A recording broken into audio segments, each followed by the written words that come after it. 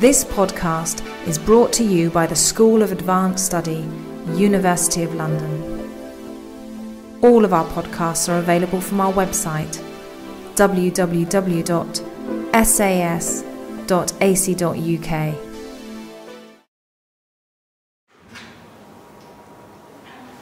Welcome to the London Seminar of Digital Text and Scholarship, to be precise, the second meeting of the 6th year in its history. It's my great pleasure to introduce Jan Rybicki, who is Assistant Professor of English Studies at the Jagiellonian, pardon the mispronunciation, University of Krakow in Poland. He spent also a year in Rice University in Texas. He's interested in translation, as you might suspect, in comparative literature and humanities computing, particularly stylometry and authorship attribution. He's worked on Henry Sienkiewicz and the reception of the Polish novelist's works into English and the reception of English literature into Poland, and he is an active translator with some 30 novels to his name. So this is very on the 30th right now, so. No. But that direct experience with literary translation is a very good thing for anyone that wants to talk about translating. Yeah, that sort of kills some of the discussions. I will pass around a sign-up sheet. Please fill it out for the benefit of the Institute of English Studies to indicate whom to pester about further meetings. So, Jan. Thank you, Ulrich. Yes, you must realize that I am here in front of you in a dual, in fact, it's a schizophrenic role of both an active translator, who was kind enough to call me, and the scholar role, at least the stylometrist. And so there might be moments during this seminar that I might be switching from one side to the other. And well, I hope this I will remain within some modicum of realism about that. So this is the subject, and probably anyone who's heard anything of translation and translation studies knows that translators' invisibility is a well-known term. I'll be presenting that in a moment. Okay, the invisible translator, this is to start it off. This is Landscape with Saint Jerome by a Flemish painter for his workshop. Actually, I think this comes from the National Gallery. I'm going to visit it tomorrow. And of course, Saint Jerome is nowhere to be found in this picture because I removed him. But now let's put him back in. And he's still very small. And in fact, I think this is a pretty good symbol of how translators very often feel about their place or their part in that beautiful, new, shining translation of Dickens or Golding or whoever. We sometimes feel very small, and sometimes we would really like to feel very big. Of course, when people point out the mistakes, and more often than not, translators are much easier to criticize than authors, then we feel very, very small indeed. So of course, our invisibility is supposed to be somehow connected with the fact that we are supposed to render into, in my case, Polish, the style of masters of style, and we did not, we, the translators, well, except for some exceptions, are not Booker Prize winners or Nobel Prize winners in literature. So there is that terrible, terrible, terrible inferiority complex in most of us. Not all of us, most of us. But then, when we fail, or are supposed to be failing, we are usually attacked for style.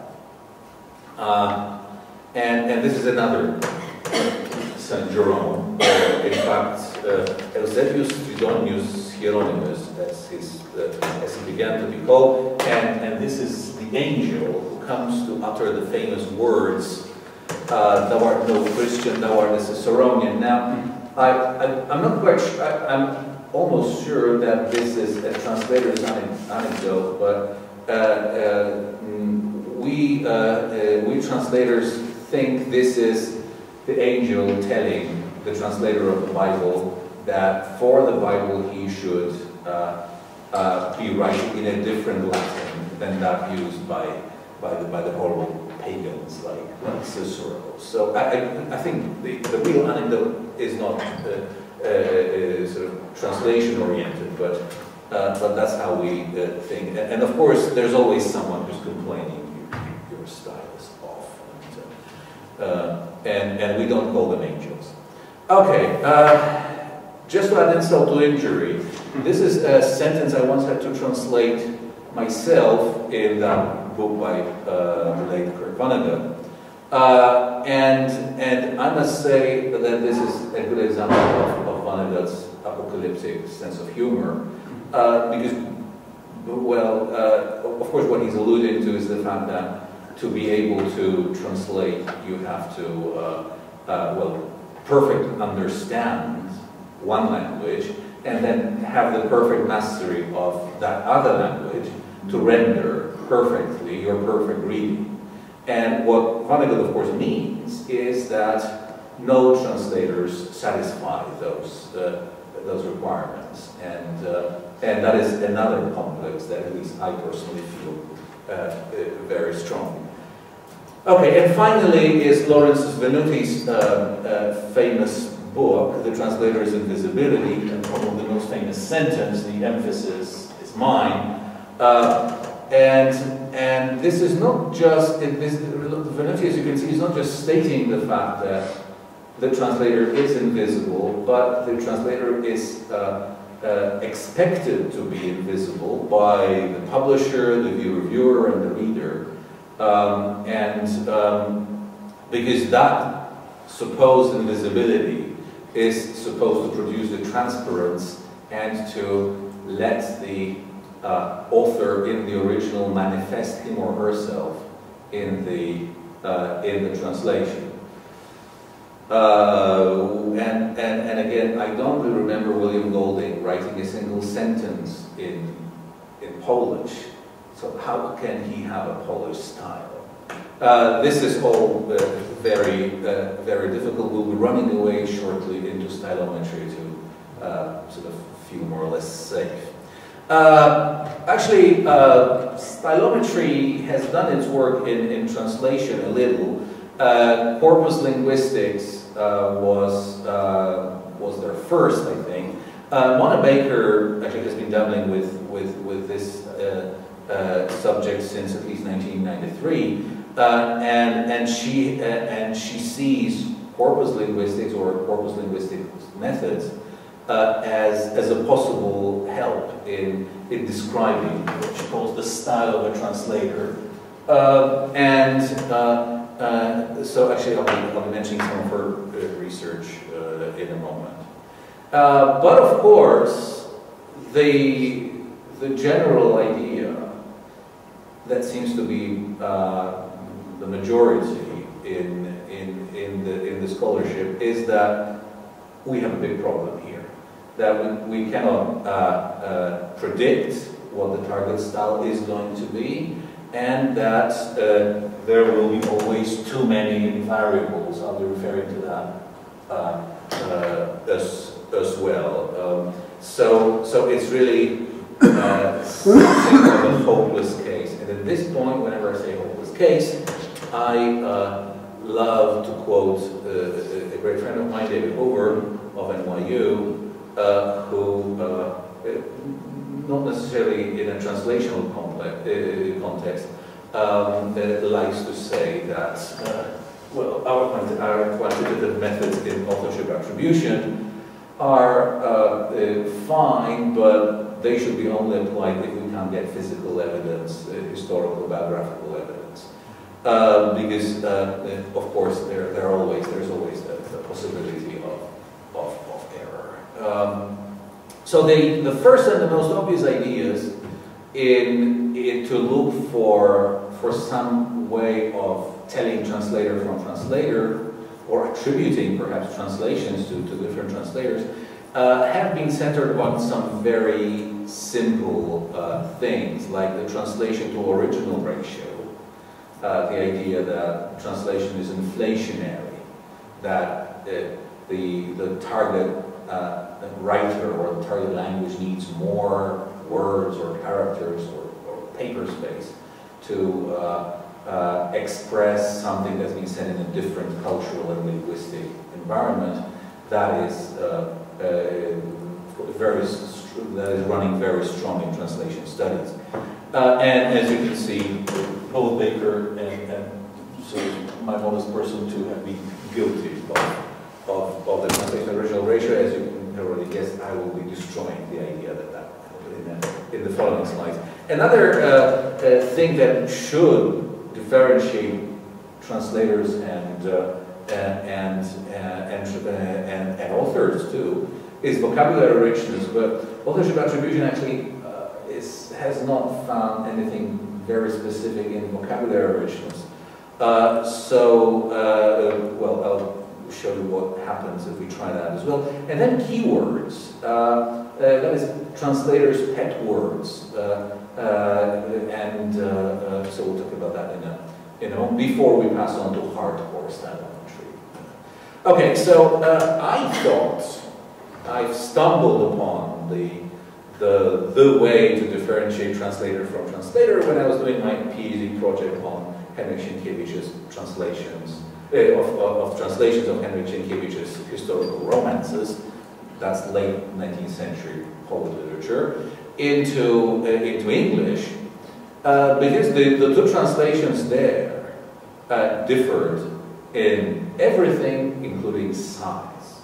As you can see, the Curtin translation done at the end of the 19th century, Curtin and Sienkiewicz were contemporaries, and actually they knew each other. The Curtin translation inflates the proportions of the original, but not as strongly as the modern translation by Kuniczak, which, as you can see, the red parts. I know that not many people actually read Polish here, but so you can see that all the red parts have been added by the translator. Now, of course, this is an extreme example, but still, Kuniczak manages to write. He's translating the whole trilogy of Sienkiewicz's historical romances, and so there are 3 volumes in the trilogy. The average expansion rate in Kuniczak is 1.6. So he writes 2 additional volumes by adding stuff, also adding a lot of cultural commentaries, adding text that he should have perhaps put in a footnote.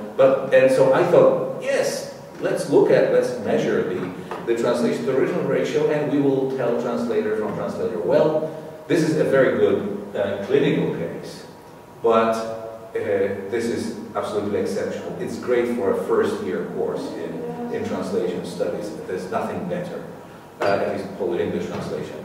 But that is an exception from the rule, because the rule is this. Now the thing with this is Sienkiewicz in 65 English translations. Sienkiewicz is still, although I mean he won his Nobel Prize in 1905, and his English and his fame in the English cultural sphere has died about 5 or 10 years after that. He will be occasionally mentioned,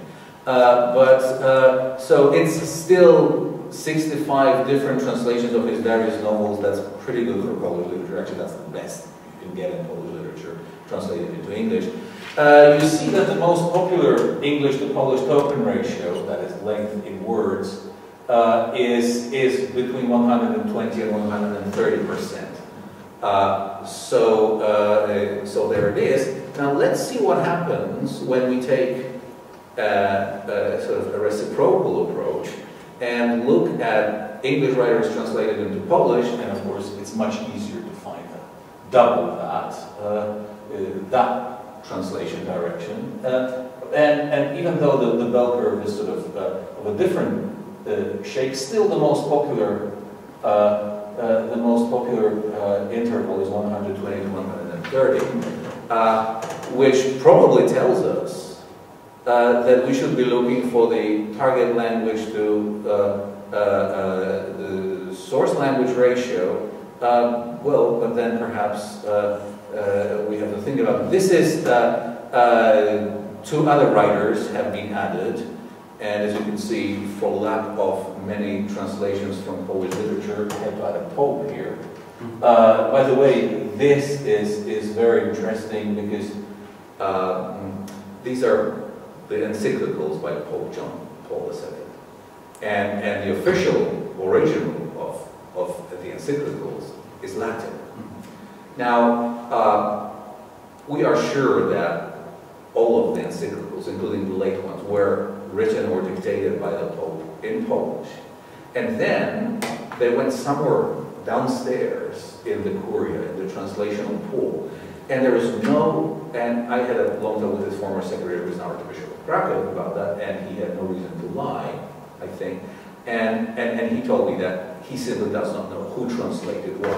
What is interesting is that, as compared to some other translators here, that translator pool is in the lower floors of the big Curia building in Rome had a nice consistency here. You can see that this Lem translator does all sorts of strange stuff with his ratio of English to Polish.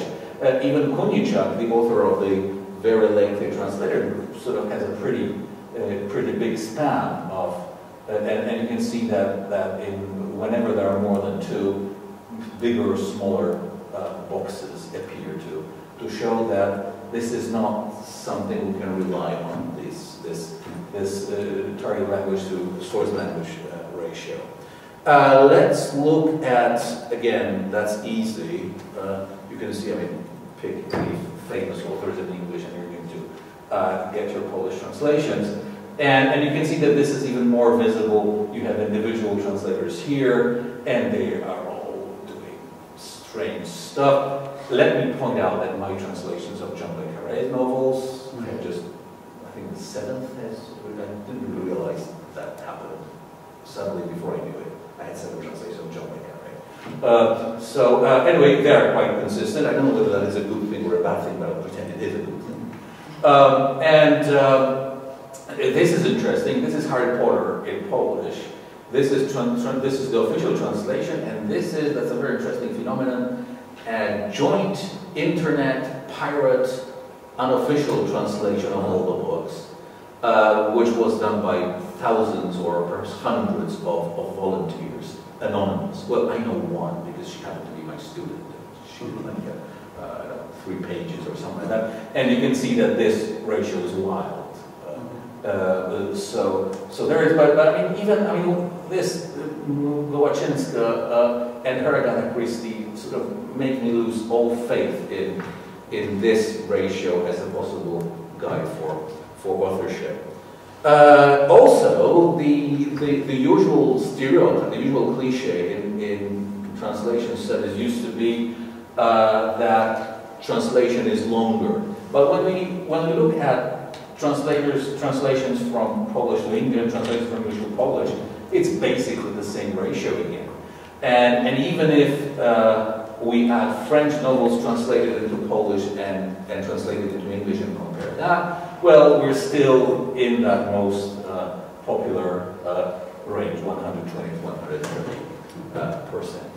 130%. So no hope here, but at least this is something useful if you ever want to try and check if your translation has the correct ratio. This I have compiled. Actually, this is much longer. I can send you the whole thing.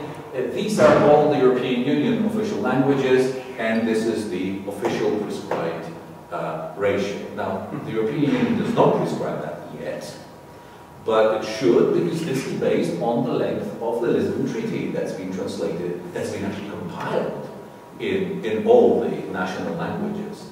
So now whenever you want to, and of course if you remember, the Treaty of Lisbon was first written in French, then it was translated, then the government started fiddling, all the 20-something governments started fiddling with that, and then they got back together and started, you know, putting the stuff together, and lawyers and translations and translators and lawyers, translators, working with that. So if there is a text, if we are looking for a Rosetta Stone, then this is it. The Treaty of Lisbon, checked and double-checked by our best translators and lawyers and lawyer translators and the politicians, of course. So, okay, but speaking, and the second idea that I'm going to destroy here is vocabulary richness. I'm not going into specific studies, but it just shows that, again, it's language specific. What is interesting is that we have here English originals and their Polish translations. Now, the vocabulary richness here, calculated with wordsmith tools, STTR, standardized type token ratio, here is, it shows that Polish translation, and of course the difference is due to the flexive or inflectional nature of the two languages, with Polish being more than English.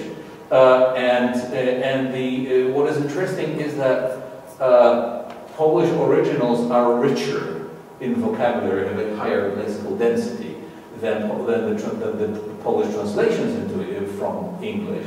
But English translations from Polish have a higher vocabulary richness than English originals, which is a little counterintuitive because we still think higher vocabulary richness, better author, this sort of thing. I don't really want to go into that. Keywords, finally, are fine. I mean, whatever you do, if you compare to translators or to authors, you will always find keywords, because that's, and whether you use Barrow's Zeta or Antcom or wordsmith tools, on which I think this is based, you will find words with that are statistically significantly more frequent in one translator or author than the other. But of course, this is nice, but this is when we know that one translator is Stylianiewska and the other is Woźnicki.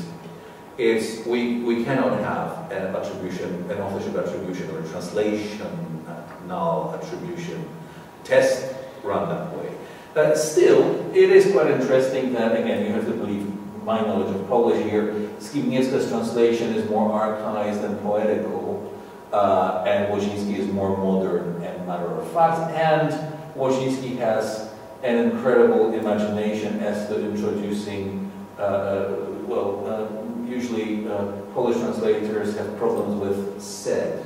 They always try to think of something more original. Stylianiewska successfully resists, this is basically neutral said in Polish, but this is muttered and all that, and sometimes talking is so without.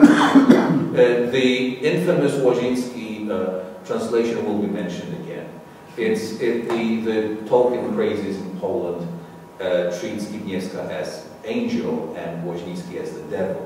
Because, well, first of all, Stylianiewska was there first, so that is another law of literary translation. If you are there first, they like you better. So there it is. Okay, sometimes, if you look into keywords, you might actually get in trouble because it has nothing to do with authorship.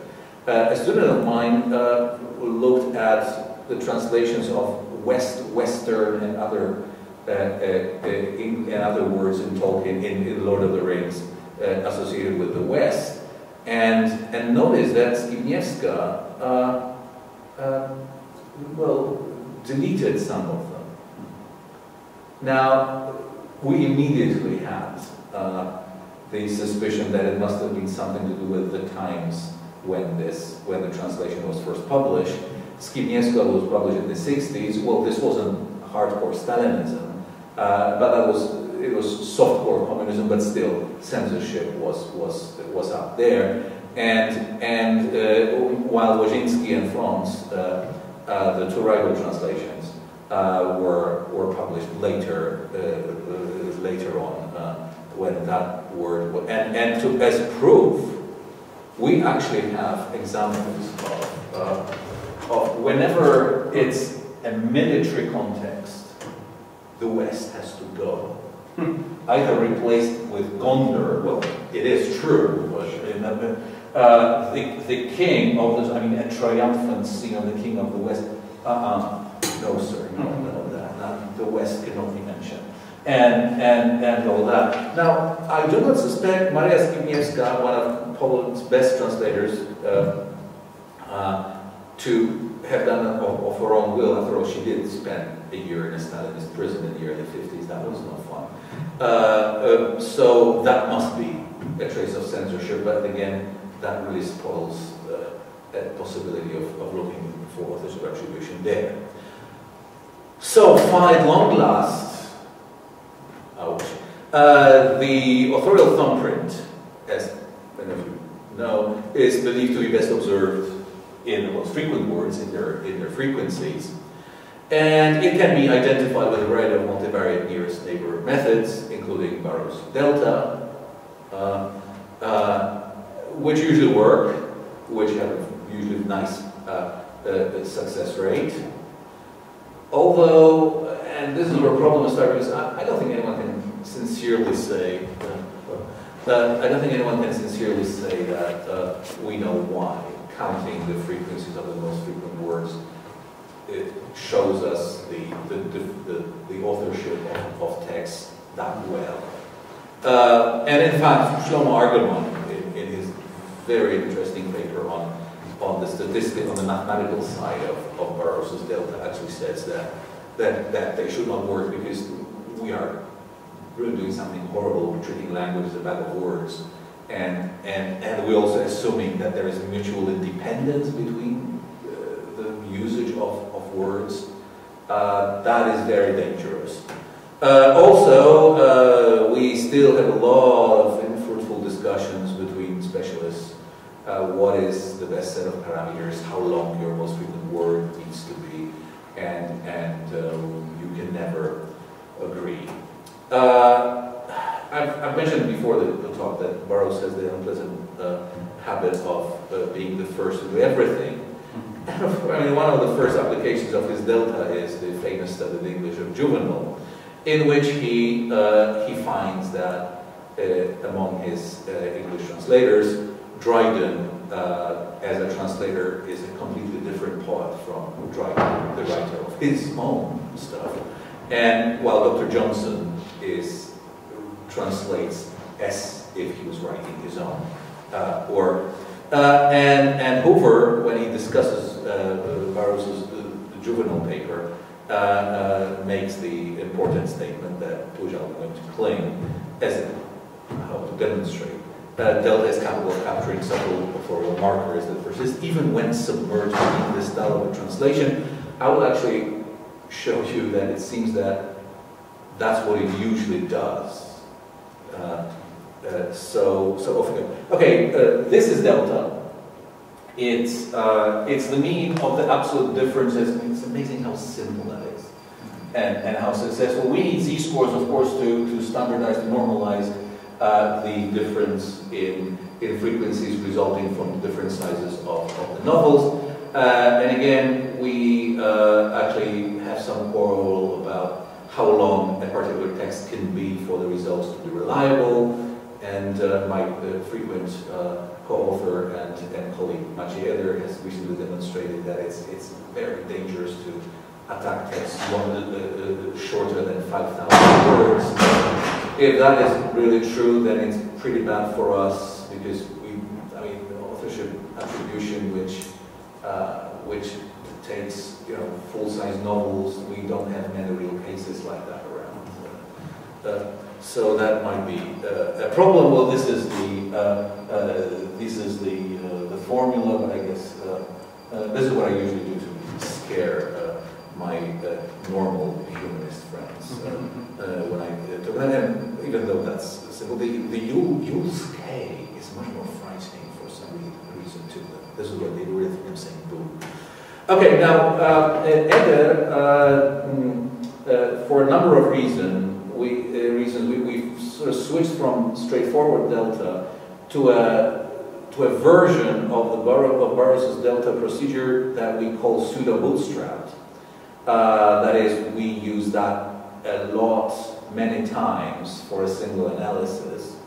And let me show you how this works. We still compile the delta distance table. That is, we still calculate the delta distances, which is a measure of difference between the particular texts in the analysis. And of course, the idea in delta is the delta procedure is that the smaller the text with the smallest delta, the two texts between the smallest deltas are assumed to be, well, similar or least improbably written by the same author. But what we do with that distance delta table is we submit it to cluster analysis, but then the results of the cluster analysis are sort of bootstrapped. That is, cluster analysis for different sets of parameters are then pulled together, and we have a democratic voting procedure. We found out to give much stabler results than standard delta, and this was especially important because of the unpleasant observation that we have made that while English literature guesses beautifully, Polish literature is a mess. And we don't know why, but delta and other machine learning frequency word-based methods work much better in English, in their original English, because this is where they were invented, than in Polish literature. And we first blamed, again, the flexive nature of Polish. That made some sense until we started stemming the Polish words, and the results got worse. Also, Hungarian, which is even worse than Polish in terms of numbers of different word forms, guesses very nicely. So it looks like we Poles will have to blame, I don't know, the 19th century partitions again, or the 50 years of communism. But there is some, perhaps it's a cultural thing. Perhaps Polish literature is difficult to attribute in authorship. So, we've empirically noticed that our method works better for Polish texts, well, in an acceptable way. So Eder wrote this very clever script that I have then destroyed for the sake of my students who refused to fiddle around with R, and they wanted to have a clear, nice graphic user interface. So, which of course is like half of the script now, and Eder continues to gnash his teeth. And you can do all sorts of stuff to that, and obviously one of the ideas that comes from Hoover, I think, is to delete pronouns. That works in English. It does nothing whatsoever in Polish. And then culling, which is another invention of Hoover, I think, again. The culling of zero means all words are taken for analysis. When the culling is 100%, all of those words are taken into analysis which appear in all the texts in the analysis. It's not always very clear when to use which, and actually very often in our bootstrap analysis, we go from 100 most frequent words at zero culling, then we go to 200 words at zero culling, all the way for instance to 5,000. And then we up the culling increment by 20, and then we repeat the cluster analysis for a culling of 20, and then we go through the whole, and then we go all the way to 5,000 in the most frequent word settings, and until we reach the culling of 100, and then we use that, and then the results are pulled. Let me show you what this looks like. So first we have the text. And do we have time for guessing? No, yes. You know, yes. Well, that. Even I know that. It's Austin. Yeah. Tristram Shannon. Yes. Hard. writes, and okay, and that's Richardson, but I never know whether it's Power or it's my daughter knows that, but I don't. So we have the text, and actually I'm showing this off because our script is so intelligent that once you place the text you want in prescribed folders on your drive, it does all the dirty work, all until it makes the diagrams, it even colors the labels for each writer, for the individual writers with the same color automatically. So what we get is a raw frequency list, but then of course that's not good enough because well, we have to have relative frequencies. This is where we apply the delta distance, and we get the delta distances for from book to book, each to each, and that is obviously a very good. This is the pretty obvious input for cluster analysis. So we can do something like this. Of course, we can produce the cluster analyzers of all that from the tables, but and of course the script can be stopped here. But we usually don't look at the individual cluster analysis trees for a particular set of parameters. We make another and another and another, and then we pull the results, and we get what is called a bootstrap consensus tree. Like many good ideas, that comes from the Bayern book on the use of R in linguistic research. And as you can see, British literature. Look at that. It's beautiful. I mean, you even get what I call the Haworth parsonage effect. Authors who spend most of their lives together come together. I also like the early group here. The thing that we lose is that all these are equidistant, so we don't know how different or how similar the nearest neighbors are. But we gain stability. So this is it, and this is, I don't know, 27 books. But even if we up the ante and move into 65 novels, you can see that the colors show you that it's all there. Now we lose a bit of the Haworth effect, and actually Anne Bronte escapes Haworth quite frequently, I've seen. But Charlotte and Emily will be always there together, and we have a very nice, as you can see, we have a very nice success rate with this. So now let's try to compare what happens if we translate those books into Polish. And again, it's very difficult to find electronically accessible versions of translations because they don't run out of copyright unless they're very old translations. So this is a strange corpus of originals, and I would really prefer to have something rather than else than the handbooks here, and a different selection of Henry James's. As you can see, Turn of the Screw doesn't really want to come as close as I would like it to Washington Square. This is in English.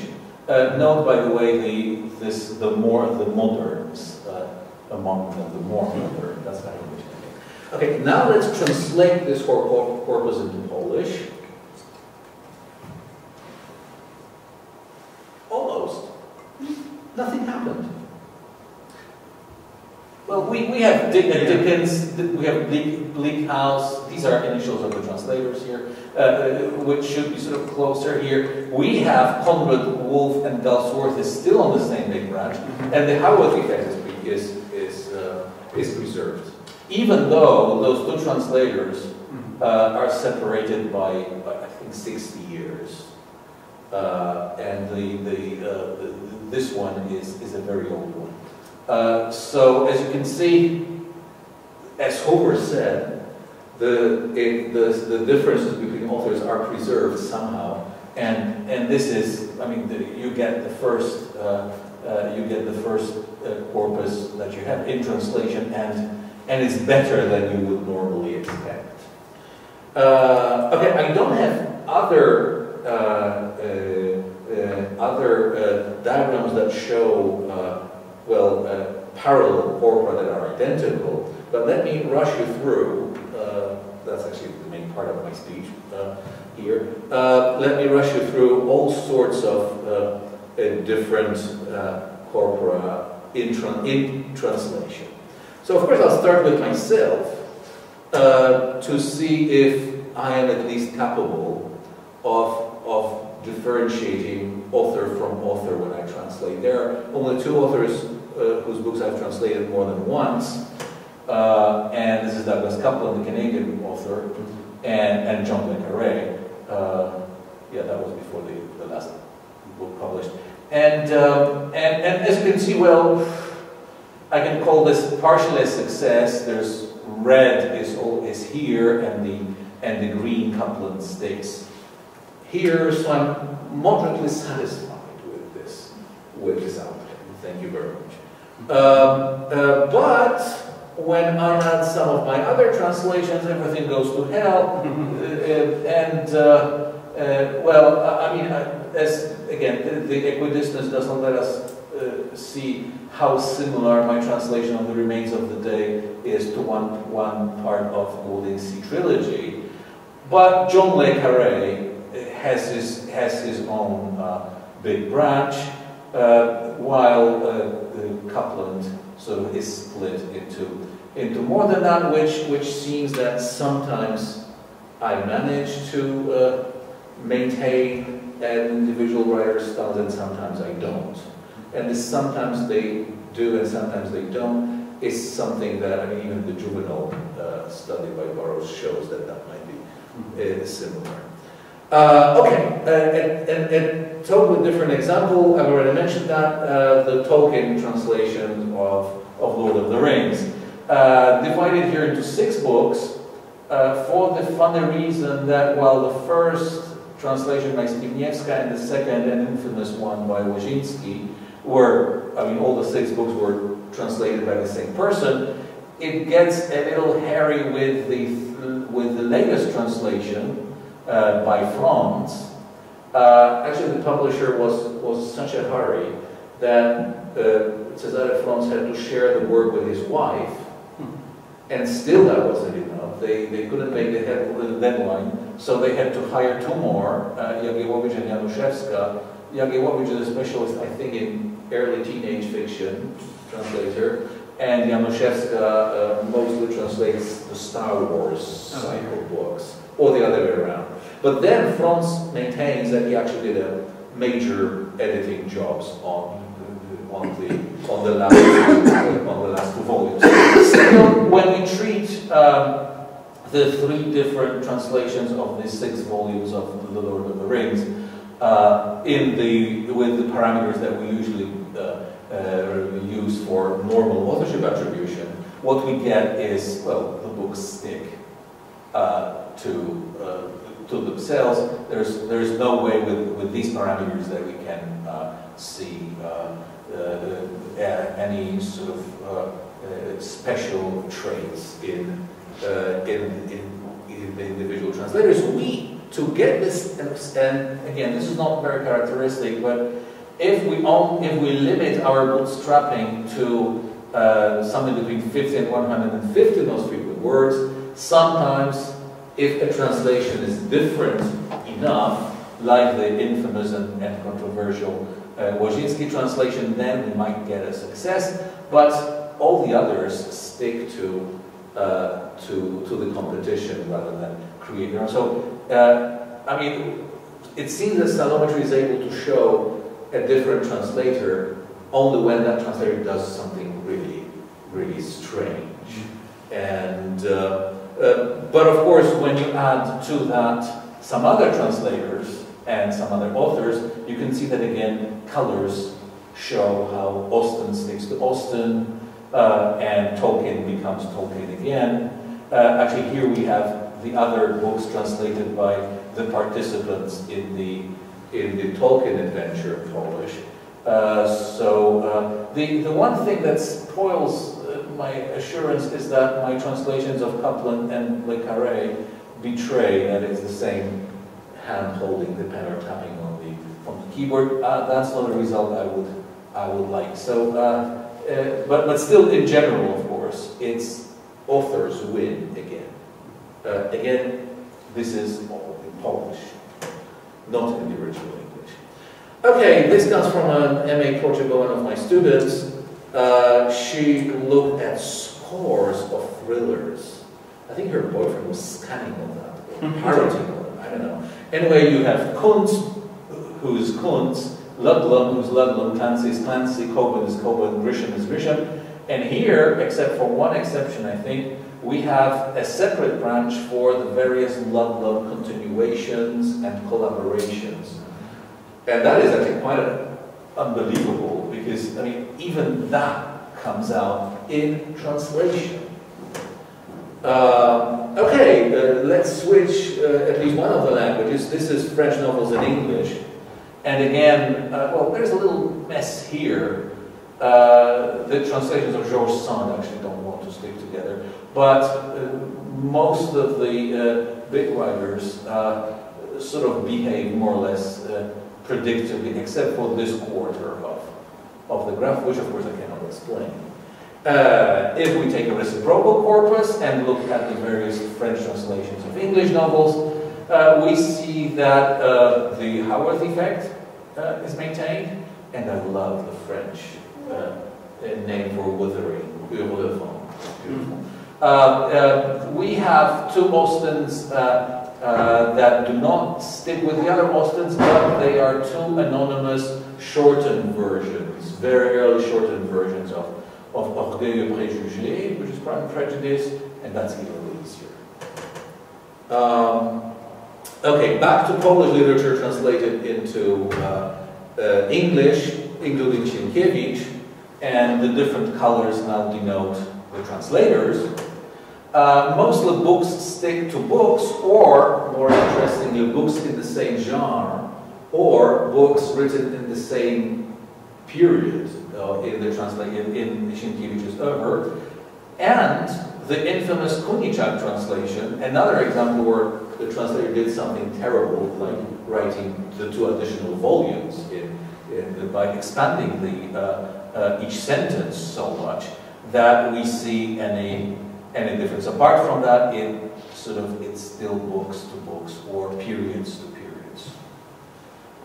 Okay, and now to finish off, to finish you off, two sort of success stories in translational attribution.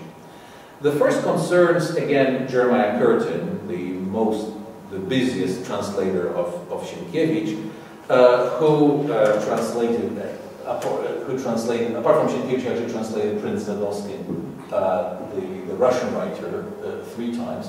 He translated all the books Sienkiewicz wrote until his Curtin's death.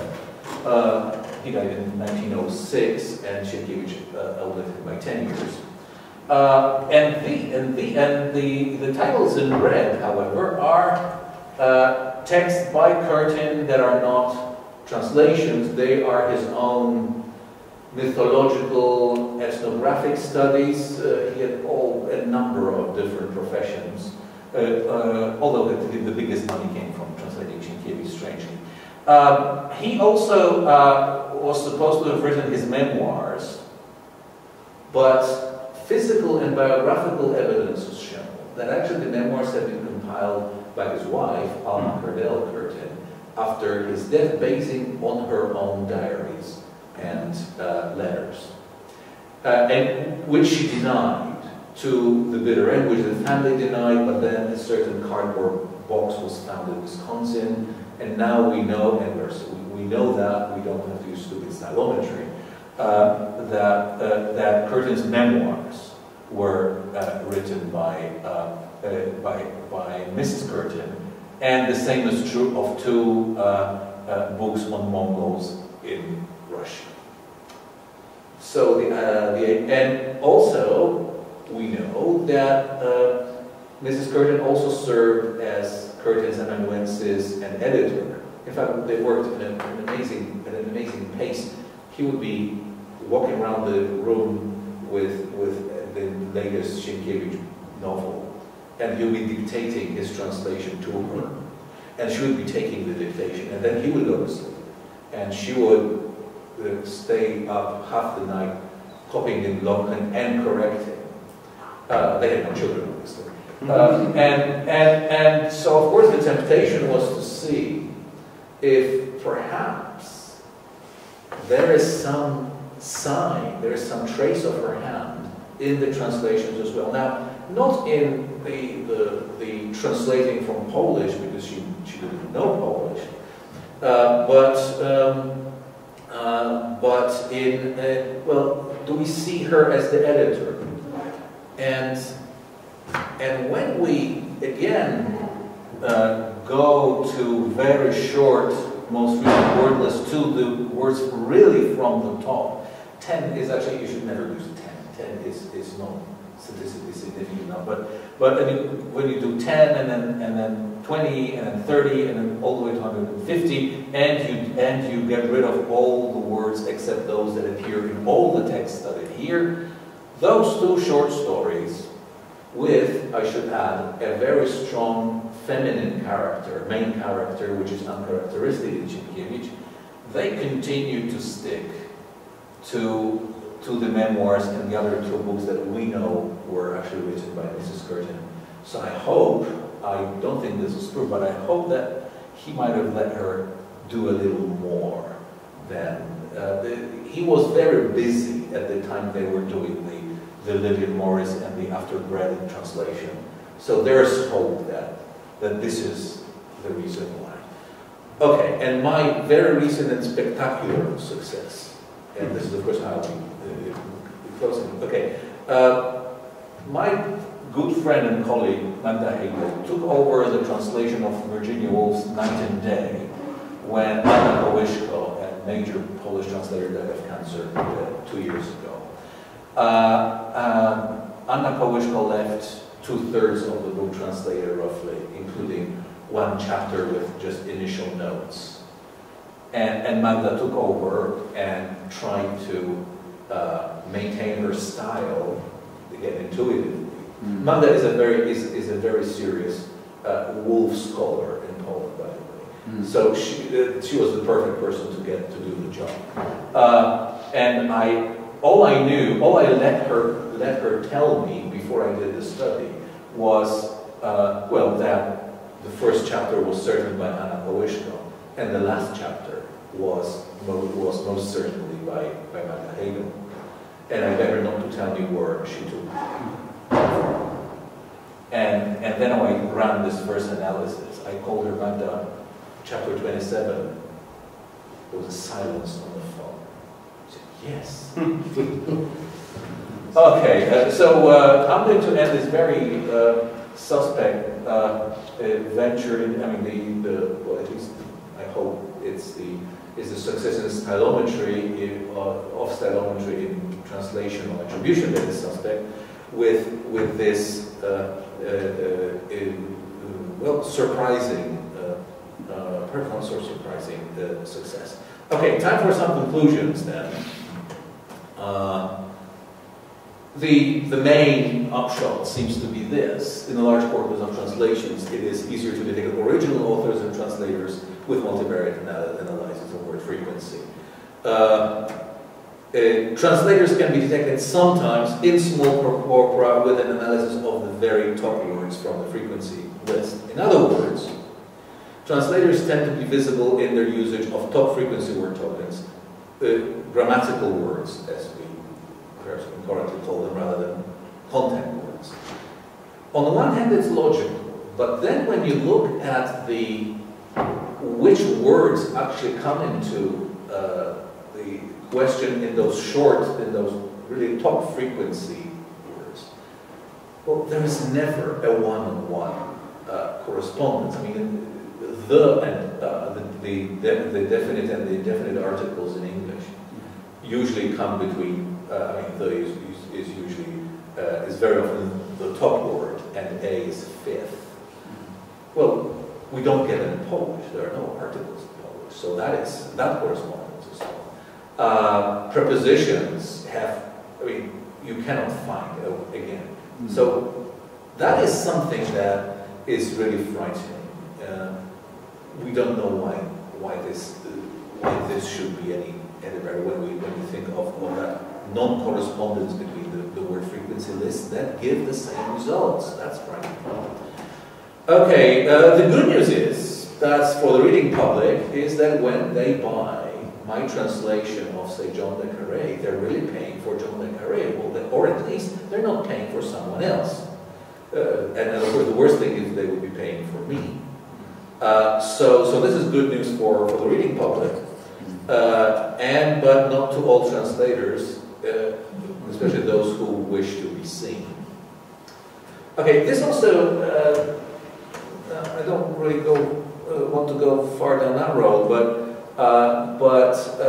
this raises some questions as to stylometry and the multivariate methods. Because it's, what is it that delta really shows? I mean, is it really stylometry? Perhaps it's some other metric. There's a lot of, I mean, the content is obviously an element in the diagrams, in the terrifying series of diagrams I've just shown you. And which doesn't have to be a bad thing, since perhaps what we are actually using is a much more powerful tool, one that can give us insight not just into style, but into other more important differences and similarities between writers. And this is where I'm going to end, unless you want to see my 2 pages of references. But, okay. Thank you for your patience. Thank you for your time.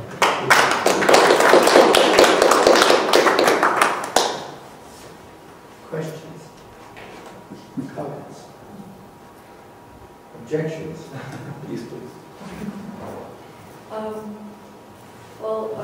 I just wonder, what if you take our very bad translations?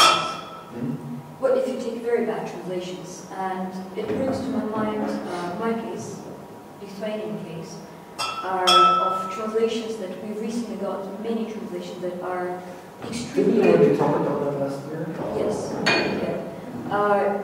The cases of extreme literal translations, like translating even words that are not supposed to be translated, and usually a knowledgeable person in linguistics would know that they're not to be translated, like the case of translating "go down the corridor," for example. I mean, I suppose in Polish you wouldn't translate "down" in this case. And among other things, yeah, and it's similar in Lithuanian, and there are plenty of such translations recently. And I think, what if you take these very bad translations for analysis? And because most of those, yes please, because most of those translations that I've been using here, or my students have been using, are bad translations for the simple reason that they haven't been done by me. Just kidding. Well, the curtain translation of Sienkiewicz is execrable. He translates idioms without seeming to realize their idioms. The way in which Polish noblemen greet each other is with the forehead, simply because there's a Polish greeting czołem, which is a shortened version of "I hit the floor with my forehead," and he just so the current translation is a bad word-for-word literal translation, and again the Kunczak translation, which stands out stylometrically, is well, at least there's some thought there. And the Wojcicki translation, it's also controversial. This is what comes out. But in general, I think the fact that most of the words that come into analysis are not the content words, that they are the grammatical ones. I think that's the reason. Well, of course, it's very difficult to be able to sort of compile a corpus. Okay, on the left, the good translations, on the right, the bad translations. So that would be, I mean, it would have the problem from the start, a systematic problem from the start with who really belongs where. But a lot of the translators were not. I mean, the American, the thrillers, for instance. I mean, that's industrial work. So, it will be very difficult to look at the. Perhaps the reason why this huge corpus, I can say 100 thrillers that my student did. Perhaps they all worked so well because they were, because they were done very quickly, perhaps. But it's difficult to state exactly. Just another question. How much time do you usually get for translating? I mean, you personally for translating. Okay. Carre, for example. That's the question. Of course, is how long does it take me to translate a book, rather than how long is a usual deadline in the publishing industry. The deadline is more probably interesting, actually. The publishers. Well, if it's not long enough, I resist, or I don't take the translation. It's usually half a year. 3 months is the least I agree to, because 3 months is for a sort of regular sized novel. This is the safe that I have. But again, I'm very old already, and I've only translated 30 novels, which means I don't do it full time. I have a colleague who started exactly at the same time as I have translating, but in order to survive, he has to translate, and he is one of those crazy souls who will not translate for lawyers. He only does literary translation. He has 120 different novels translated. I hate it because he also does it very well. And I have no idea how he managed to do that in the 20 years that we've been working. Because that gives an average of 6 novels per year. Again, but he then must be finishing one novel and starting another, and only takes vacations. But then you can translate in Croatia or the south of France. So. Can we look at slide 19 again, just really quickly? I had a really sort of eye-opening question, but 19. I have no idea what you're talking about, but perhaps there's a better way to find it close. There we go. Yeah. Rows like 2 and where was it? When. Are those actually separate words, or are they just like, what am I looking for? Dialectical pronunciation differences. Which one? Like this one? Like when or around, yeah. Because they look like they can be pronounced really similarly. I'm not. Oh no, wciąż, ciągle. Okay, they are similar, but they are stylistically they are not neutral. Okay. The difference is not neutral. Okay. This is actually, I think, the studies that I did with keywords on original authors in Polish show that they are Lech authors and they are Ale authors. They are exactly identical as to meaning, but this is more poetical or old-fashioned or heightened. Or of course, it's actually interesting to see how some authors, including Sienkiewicz, start off with Ale. And then towards the end of each novel, switch to Lech as the tension grows. It's actually a tension marker that I'm going to work on one day. But like the second row down, are those related at all, or? Oh yeah, again, I wouldn't call them dialectical differences. They are two different ways of saying the same thing. Okay. Strangely, this one's more modern and more colloquial. So actually, once again, this is not really very consistent. Okay. That would probably mean personal preferences. Okay. You know, Mom used to use that word a lot. I see that a lot. I use a lot of. I sometimes realize some of my characters, well, not my characters, my translated characters, they tend to speak like family members, including her mother.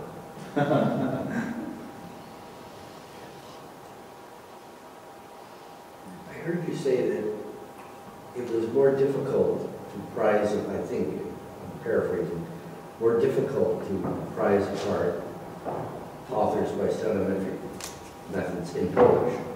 Yes. Would you care to speculate on why that is so?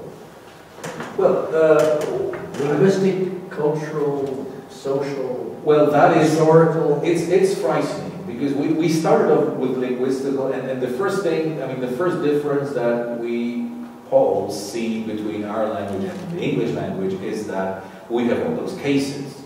And nobody can be more in noun cases, and our verbs tend to get all the prefixes and the suffixes, and this is, and of course, obviously, this probably shows that prepositional phrases are less important in Polish than they are, so then prepositions, and they are very frequent, that's why they are frequent, so this is why. And we're all very sure of ourselves that this is what's going on until we started doing some tests, including running through the two fairly acceptable Polish stemmers and lemmatizers that to get rid of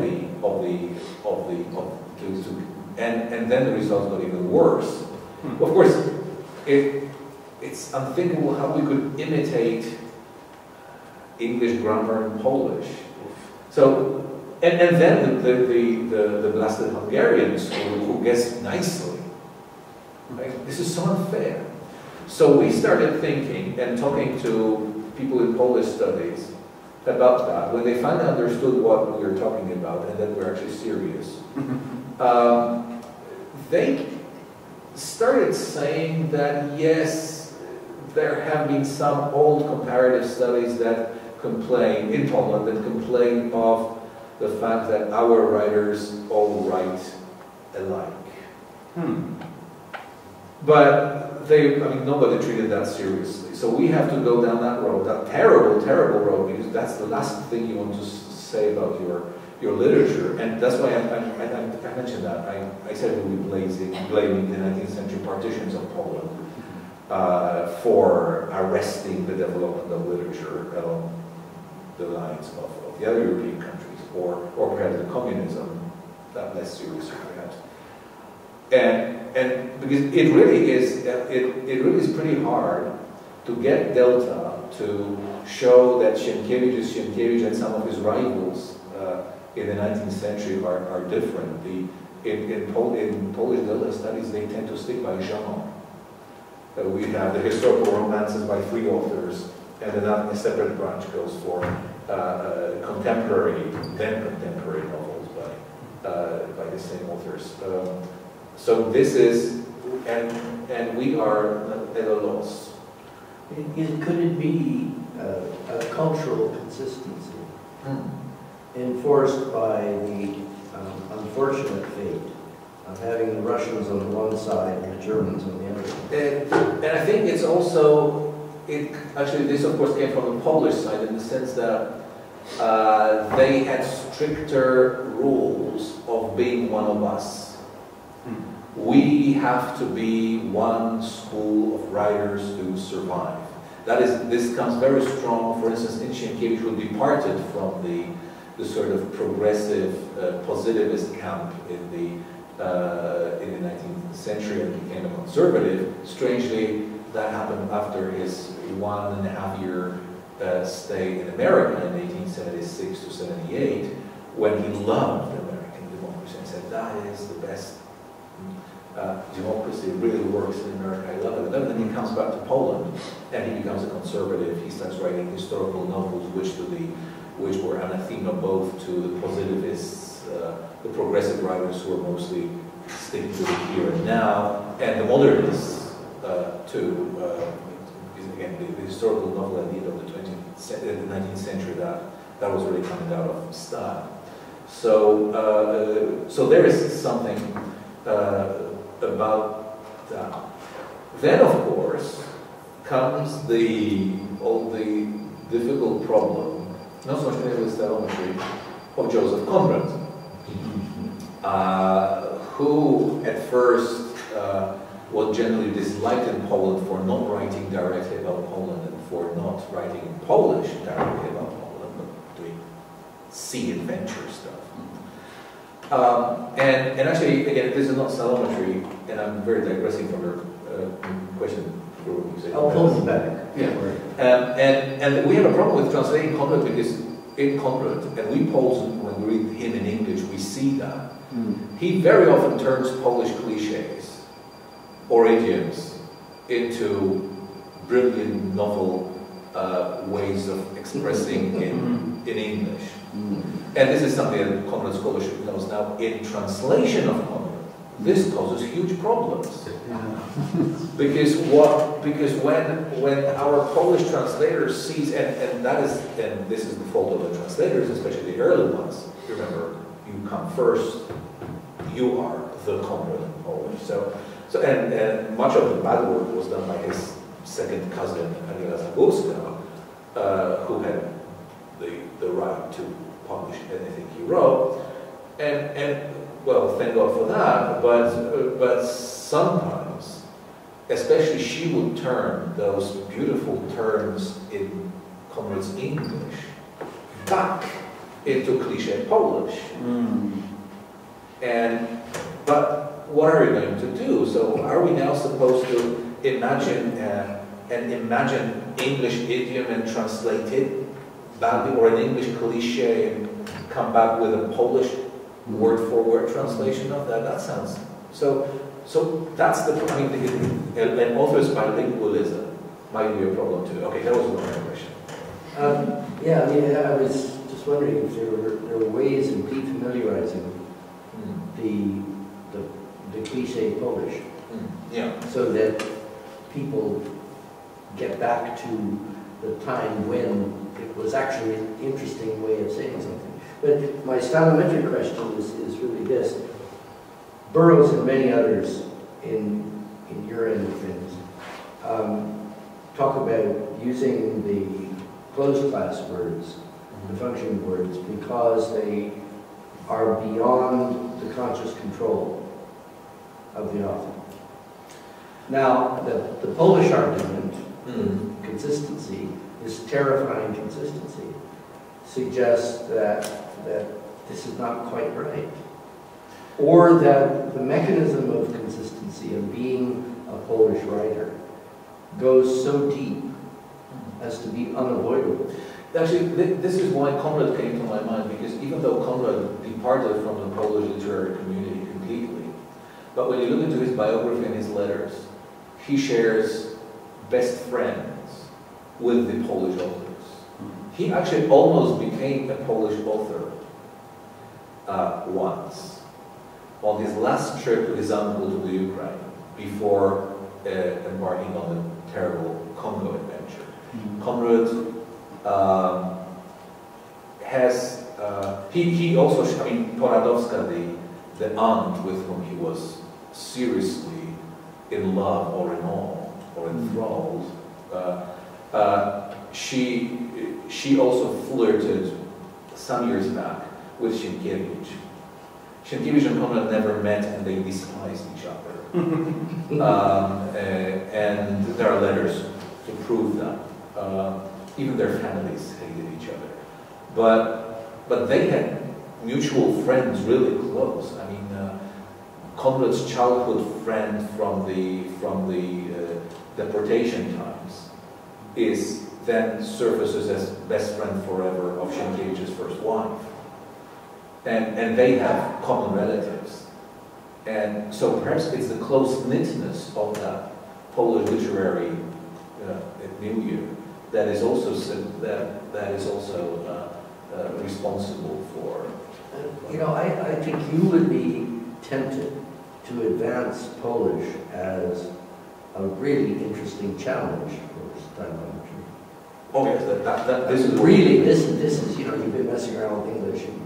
And it's not the first time that things seem nice and settled if you use whatever you use on whether you use the old Burroughs method of multidimensional scaling or the principal component analysis of the dialogues like what he did with Jane Austen. It all seems nice and settled in English.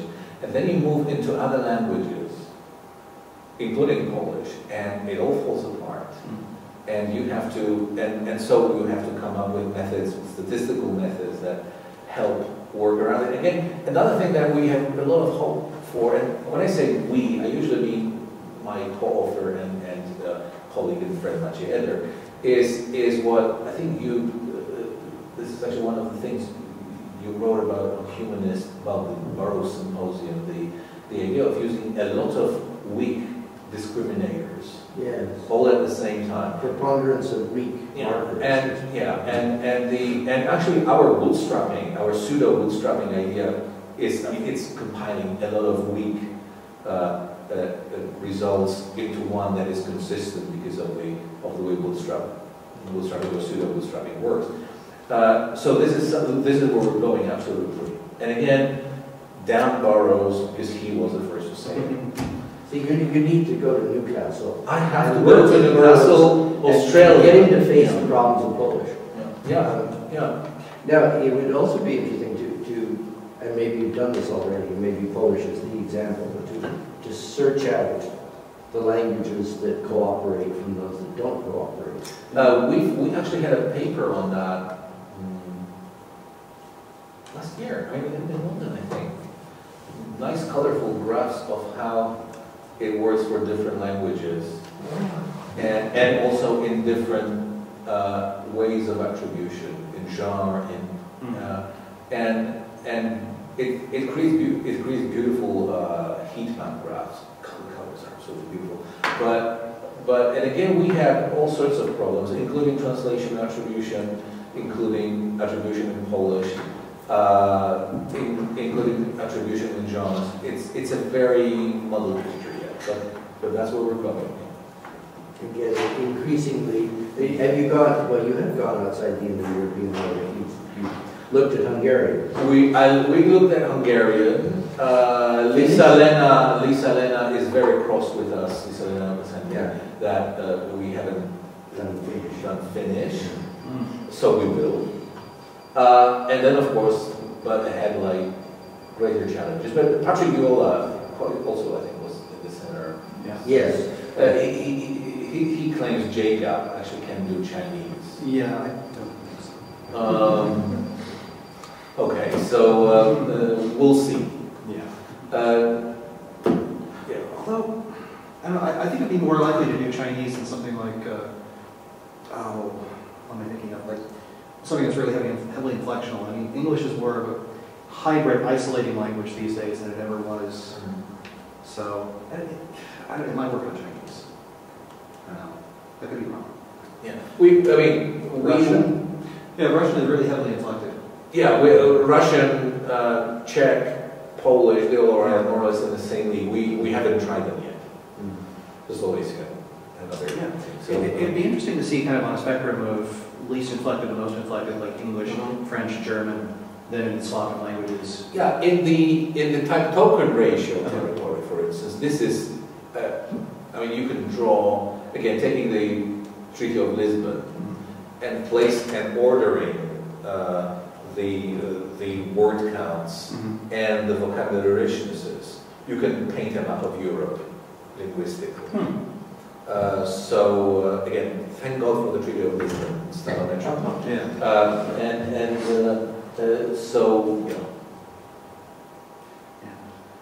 But if it's not a linguistic phenomenon, but a cultural, as Willard suggested, and you showed Polish history that it was somehow particular, would it make sense to look out for another culture or country with a similar kind of history and see if that has the same effect? You know, that you absolutely, it's an excellent suggestion. Yes, that it levels out these differences. I don't know where one should look. Of course, we still are hampered by the accessibility of the electronic medium. But of course, okay, I'm not pretending all of the texts used in the studies that I have shown have been acquired legally. But then again, I don't think we're not selling that in any way, so that should help. Yes, Russian is definitely on our to-do list in a very close future. Of course, ideally, because at least at first, a lot of that is slave work. So ideally, an MA or a graduate student would be perfect. They need to learn Russian out right there. You're pointing out the assumption of mutual independence of words. I never thought of that before, but that is utterly terrifying. Because words are not mutually independent. I mean, really, they're not. I mean, the and the I mean, there's always a noun following it. Yeah. So it's that is, and you know, sometimes I think it would be better if suddenly found out that all this is some sort of, well, I'm not saying fraud, but you know, that there's something wrong in the method that there. Or the fact that it works is pointing to something that transcends our understanding of the interaction of words. Yes. Well, yeah. That Firth's famous. Yeah. And sentence, I'm very afraid to talk to linguists, traditional linguists, about that. But perhaps we should. No, of course we do. But there was a time when, especially having listened to, Lisa Connors, she said, I think she's John Burroughs' student. She's been around the digital humanities conferences, and she's been trying to marry stylometry with cognitive linguistics. The importance of the function words, and I really sort of hope that she's going to, she's been fairly successful at pulling the close, not exactly close, but in her text you have a solid cognitive linguistic theory, and then some experimental results that sort of come close, but of course it hasn't yet clicked. I talked to actually linguistics in Poland, especially in Krakow, and translation studies in Krakow are mostly done by cognitive linguists, because our sort of most eminent translation scholar, Rybicki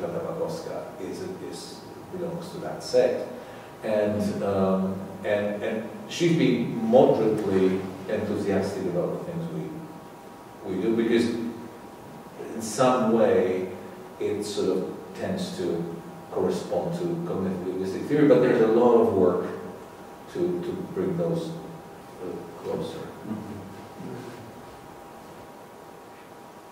But yes, if this is not some sort of terrible mistake, it looks like we are ignoring something very crucial about language.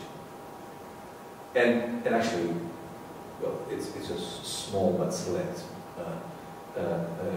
grouping of people here.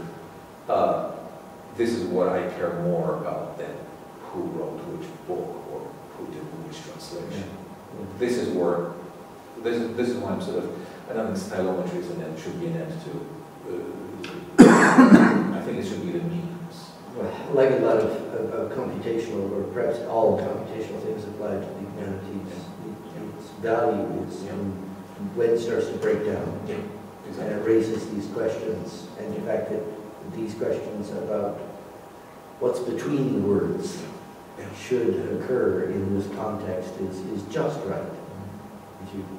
And also, I also see a possibility of marrying this to cognitive studies, because it looks like all those authors who can be counted, whose books can be counted to show similarity, well, it almost seems as if they've been counting the words it's almost as if, I mean, even in the John Barrow study, it almost seems as if the characters who talk in Jane Austen, I mean, as if she counted the words to have Eleanor so similar to Elizabeth in the two, in Sense and Sensibility and Pride and Prejudice, for instance, because that's what his diagrams showed back in 1887, I think, 1987, that he had the study.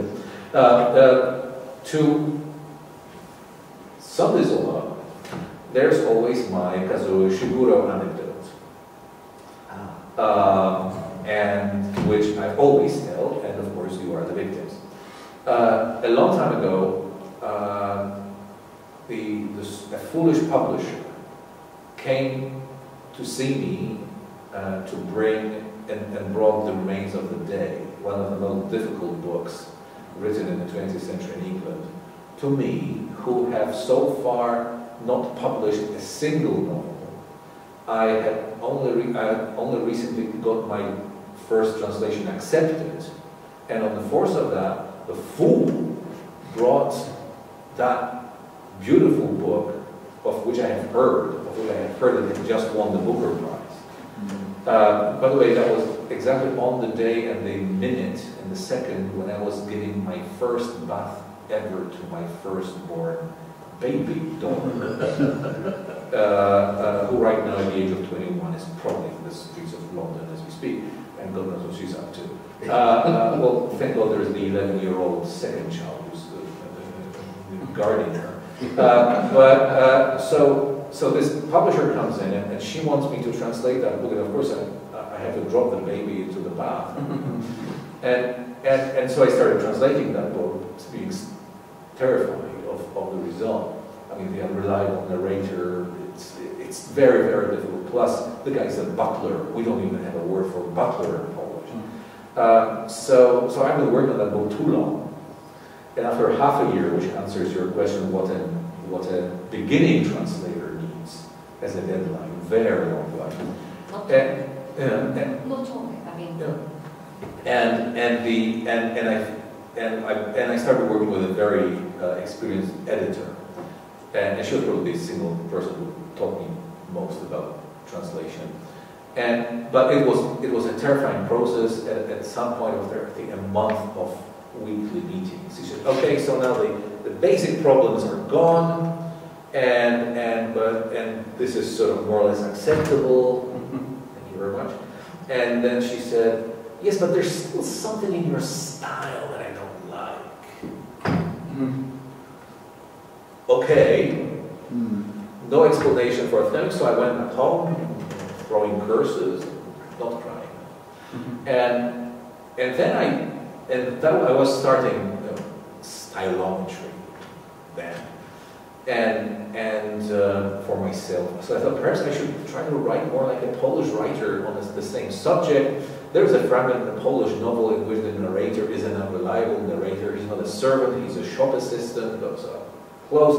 I mean, I knew no other method than to make a word frequency list, to look at the most frequent words. I noticed I sort of abused a reflexive Polish pronoun się, which comes first very often in many texts, but it had a huge proportion in my translation. So I manipulated the whole text, used forms omitting that particular word to bring it closer to that 19th century Polish classic author. And I brought the final version to the editor, and she read it and said, "Yes, well done. What have you done?" I didn't tell her, of course. But and that brings me to another thing: if authors know what we're doing, I mean, there will be no going back. So don't you tell them that we count words, because they should not know this, they and their publishers, if they learn about that. It's all wrong. And it's like you can no longer psychoanalyze an author. I mean, you couldn't do that to Jane Austen or to the Alice books, but I mean, now that they know about that, okay, I think I'm talking too much. Do you have in Poland any association of translators professionally? Yes. I'm not a member of any of those. Actually, there's one, the Association of Polish Translators, which is a huge and fairly inert body, probably for the reasons that it brings together translators of legal texts and administrative texts. However, there used to be a fairly active branch of the Polish Writers Association. And actually, I could be a member of that 15 times at once, because you need 2 published translations to be accepted. And my wife always tells me I should join, but there's always a better thing to do. So I'm not very familiar with. The way I ask is that my friends in France, there is a sort of ministry-driven and also a publisher association-driven outfit called Atlas, I think, set up by old Jack Lang when he was Minister of Culture, because the publishers wanted some sort of body of professionals to judge the quality of the material they were about to publish in French. And the translation is such a big business, I think, in France. I mean, the amount of stuff they translate compared to this country, where we're like very active. Or like in Poland, I think it's still, there was a huge explosion in translations. Okay, English became the most translated language in literature in the 1930s, mostly based on a lot of cheap pulp fiction from America, Agatha Christie, Conan Doyle, to this. Then there was the war. Then there was Stalinism, which did not like. I mean, not even. I mean, not just Orwell, but I mean, not even Hemingway was good enough. I mean, the first translations of Hemingway in Polish were allowed to appear 2 years after Stalin's death, because he simply had too much fun with his life. I think he drove the. I mean, he was on the right side, wasn't he, in the Spanish Civil War? So of course then came the huge explosion after 1989. Yes. And still, when you enter a Polish bookstore, most of the books are translations from English. The second, in literature, the second category, close but not exactly as numerous, is Polish literature, and then anything else. So, but this is still a very, I think that simply translators and publishers, and let alone the government, are not interested in any way in this. And so quality is governed only by the free market, and that does not always work.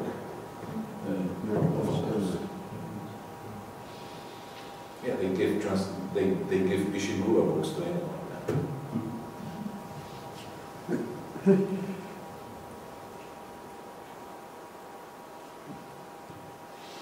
Last question I have for you down here is, you quoted our friend David Hoover's statement that stylometry should come in only when there's no physical evidence. But when there is physical evidence, I mean, it seems to be observing burrows, which is mostly what I do around here, is observe how it works, because I don't follow the technical arguments very closely. Is that when you have the physical evidence, when you know that Middleton wrote this play, Shakespeare wrote this play, then you have a test case for your methods. And it's by advancing from what you know without a shadow of a doubt through what you're dubious about into territory of the complete unknown that progress is made. Does that sound right? Absolutely. Also, most of the time, I mean, when if you check the time stylometrists spend on the work, mostly it's the test cases, because good, juicy, long text attribution cases are rare. I mean, you should have seen me jump up. I mean, when Magda Hegel started working on the Virginia Woolf translation, I happened to see an interview, a TV interview on Polish TV with her. The TV interview wasn't yet over, I was calling her. Give this to me, give this to me. Another problem, and actually it's a problem with that you have here with Shakespeare, that we all have with Shakespeare, is that Shakespearean attribution quarrels will never end. For the simple reason, among other things, that Shakespeare did not write novels. He wrote relatively short plays. I mean, even the five acts in a drama. It's, I mean, for Delta to work. What do you think of Patrick Jola's work on very short texts? Because he has claims about some texts. He does. And again, unless he has, I mean, he claims Jacob is his love child. That's the problem. Has like thousands of various methods. I tend to believe Edda when he says that you shouldn't really start with anything shorter than 10,000 words. And when you go below 5,000 words, you're probably going to die. And still, Edda and I did a study on a Polish author of sonnets, of which we're deeply ashamed. Not that we've shown anything like a different author or anything, but I don't know. I mean, but then there are perhaps other markers. And I'm not thinking of the other Burroughs methods, but something completely different, perhaps rhythm. But I have big problems with I mean, short texts. Okay, it's I mean, statistics tells you have. I mean, perhaps if you bootstrap, can you bootstrap anything sensible out of a sonnet? And yet, you know from reading undergraduate essays that you can mark the essay reliably from the first sentence. That if you read a short story by Raymond Carver, you know it's Raymond Carver without a shadow of a doubt very quickly. Yeah. That somehow our wetware processing. Yeah. So perhaps when we discover, because I'm quite convinced that if Delta works, it's because it works somewhat how the mind works.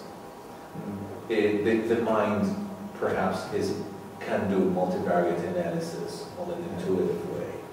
And of course, by the time one reads such things, one has been alive for a while and has taken in an awful lot of language. And so those processes, we don't know what they are, of which the probabilistic tests are a crude approximation. Yeah, so there will always be that problem. Have you considered quantifying anything that is not as explicit or orthographic words, let's say 0 articles? Well, again, that would look like a category that is too small, because it's just, yeah, okay, sorry, didn't say it first. That would be very helpful, of course.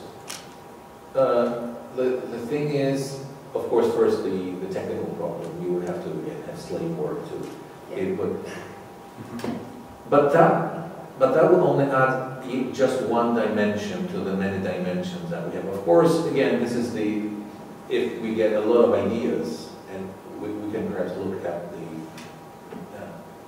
that is, well, instead of looking for a single thing, that there is a lot of hope there's a lot of research done on n-grams, clusters of words. The problem with n-grams is that they have very low frequencies, because it takes at least 2 to make an n-gram, 2 words. And they have low frequency. So perhaps with some low frequency, studies of some low frequency, but that would mean that a lot of stylometers would have to go back to statistics school and learn new methods.